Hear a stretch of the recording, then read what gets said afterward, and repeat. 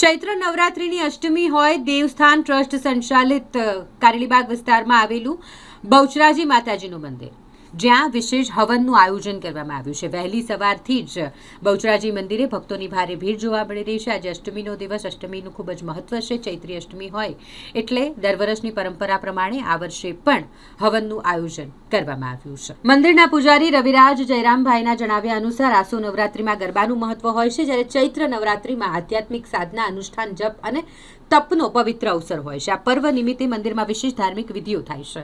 નવરાત્રિની આઠમ હોય એટલે મહાઅષ્ટમીના પાવન અવસરે મંદિરમાં ભવ્ય હવનનું આયોજન કરવામાં આવ્યું છે।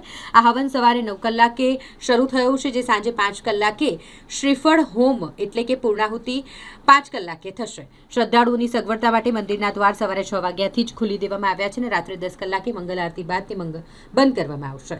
ચૈત્ર નવરાત્રિના આ 9 દિવસો દરમિયાન સમગ્ર વાતાવરણ માતાજીની આરાધના અને ભક્તિના રંગે રંગાઈ ગયું છે, જેમાં મોટી સંખ્યામાં માઈ ભક્તો દર્શન અને હવનનો લાભ લઈ પુણ્યનું ભાથું બાંધી રહ્યા છે।